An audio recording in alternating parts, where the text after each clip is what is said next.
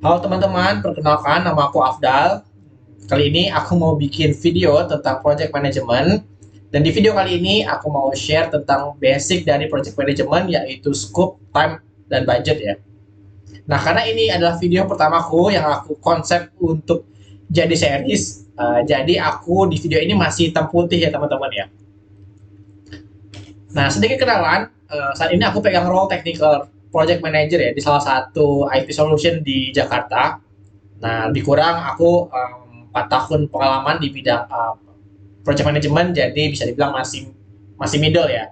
Nah, jadi series kali ini aku buat untuk teman-teman di level junior atau freelance yang masih yang tertarik untuk belajar project management.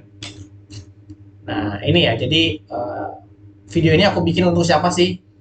Yang pertama, aku bikin untuk freelancer yang mungkin secara ini selama ini sudah lancar mengerjakan project, tapi mungkin projectnya makin banyak atau makin besar sehingga kewalahan dan butuh untuk belajar dasar project management.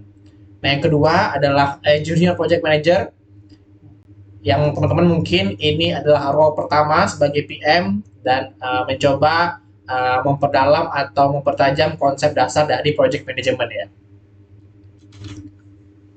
Nah, aku mulai dari why dulu, kenapa sih kita harus belajar project management gitu. Nah, jadi mungkin untuk yang udah pernah ngerasain menjalankan project, ada beberapa masalah yang mungkin sering muncul dalam sebuah project. Yang pertama itu kita kita dapat project tapi projectnya itu nggak pernah selesai.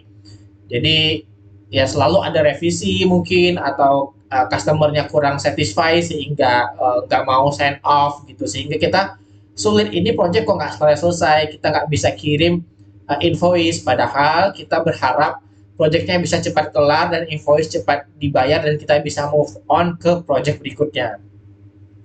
Atau masalah kedua di mana projectnya lancar uh, dan pembayarannya lancar, tapi setelah dihitung-hitung ternyata kok proyeknya rugi gitu. Jadi mungkin ada rasa penyesalan, wah udah habis banyak waktu tapi kok dapatnya cuma segini gitu.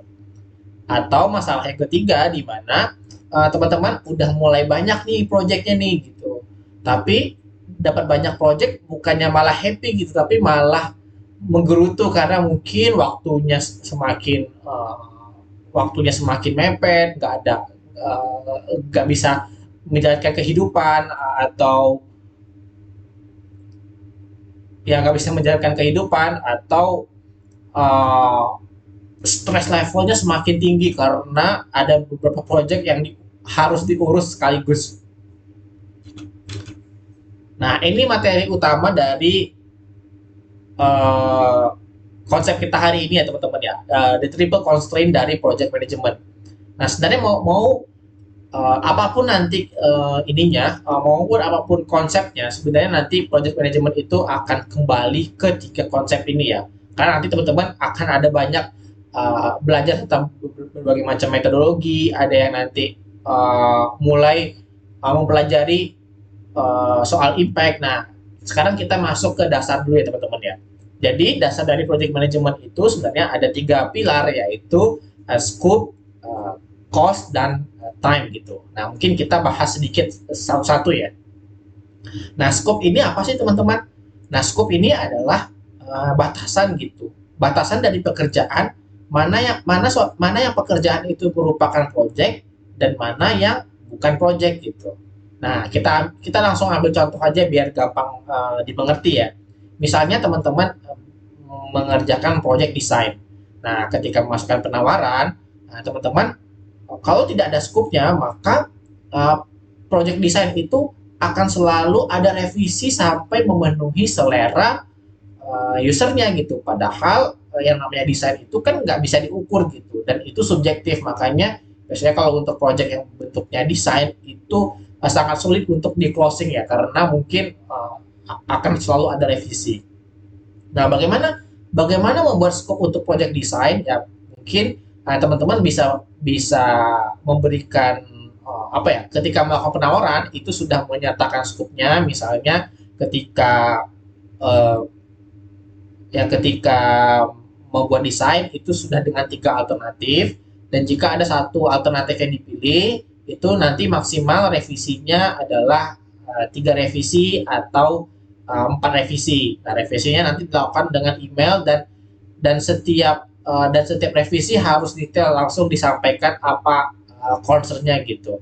Nah, sehingga ketika teman-teman sudah mengerjakan uh, 3 revisi dan ada revisi keempat, maka teman-teman bisa memberikan disclaimer kepada klien bahwa revisi keempat ini sudah out of scope, sehingga jika ada revisi keempat maka nanti akan dikenakan additional cost atau plus additional time. Nah, itu keuntungan dengan mempunyai scope yang jelas. Nah, yang kedua cost ya teman-teman. Nah, biasanya ketika project yang udah selesai itu dianggap tidak untung, biasanya karena cost-nya itu terlalu besar. Contohnya kita balik lagi ke project desain tadi ya teman-teman. Nah, bayangkan gini, misalnya teman-teman seorang desainer, terus teman-teman kalau misalnya kerja di perusahaan sebagai full time desainer, mungkin ya katakan ini ya, kita contoh aja mungkin biar gampang, 10 juta misalnya satu bulan ya, satu bulan 10 juta gitu. Nah, ketika teman-teman mengerjakan project dan mungkin nilai projectnya adalah 1 juta, nilai projectnya sama dengan 10 juta, artinya sebenarnya cost teman-teman adalah 1 bulan bekerja itu. Berarti kalau misalnya teman-teman mengerjakan proyeknya itu selama 1 bulan penuh di jam kerja, maka sebenarnya costnya sudah 10 juta gitu. Jadi kalau misalnya nilai teman-teman menjual proyeknya dengan harga 10 juta itu tidak untung, lebih baik kerja menurut saya daripada proyeknya tidak untung. Nah, itu salah satu contoh cost. Nah, ada lagi cost yang lain yang di luar SDM. Misalnya teman-teman desainer itu membeli aset daripada bikin aset sendiri. Mungkin teman-teman lebih baik membeli deh aset yang sudah ada gitu, dibayar. Nah, mungkin ada keluar uang kan untuk membeli aset tersebut. Nah, itu juga bisa dianggap sebagai cost gitu. Nah, dan yang ketiga itu timeline teman-teman.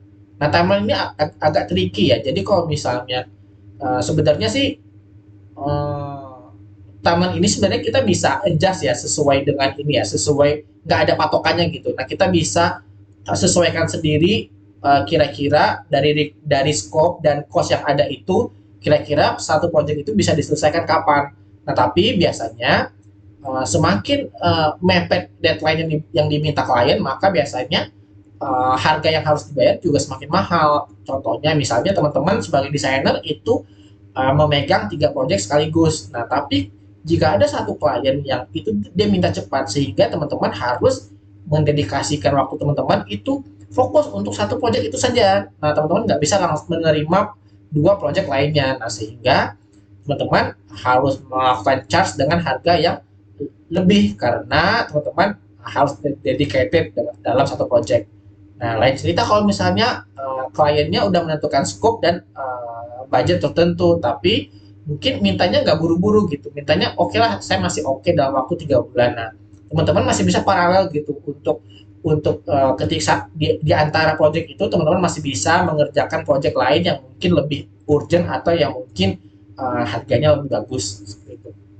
Nah, jadi triple constraint ini biasanya tuh kita cuma bisa pilih 2 ya dari 3 ini. Contoh ketika misalnya kita budgetnya terbatas, terus pengennya cepat gitu, berarti skopnya harus kecil. Atau skopnya skopnya besar nih, terus timelinenya mau cepat, berarti budgetnya harus besar. Dan juga sebaliknya, nah ketika skopnya mau besar dan harganya mau miring, ya berarti waktunya dikasih lebih lama.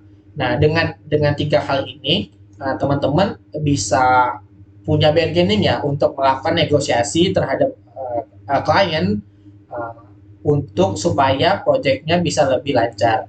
Nah, jadi 3 why tadi bisa terjawab dengan triple constraint ini. Nah, kita recap lagi ya. Yang pertama, gimana sih menghadapi project yang nggak selesai-selesai? Yaitu dengan mendefine scope yang detail sehingga kita tahu mana kegiatan yang termasuk project, mana kegiatan yang tidak termasuk project. Nah, terus kenapa sih projectnya sering rugi dan nggak untung-untung gitu. Itu biasanya kita salah dalam mengestimasi cost. Nah, itu kita belajar lagi bagaimana cara menghitung cost dalam project. Dan pertanyaan ketiga, eh, saya punya banyak project nih, gimana caranya supaya nggak kewalahan atau nggak burnout, yaitu kita atur dengan timeline. Jadi tidak semua project itu kita buat timelinenya mepet gitu. Jadi uh, project yang prioritas itu mungkin lebih didulukan, dan project yang non prioritas mungkin lebih di belakangkan, sehingga kita bisa fokus, tidak harus mengerjakan semuanya secara bersamaan. Nah, itulah salah satu konsep atau basic dari project management. Nah, semoga teman-teman bisa dapatkan ilmu ya dari sharing kali ini. Sampai ketemu di video selanjutnya. Bye bye.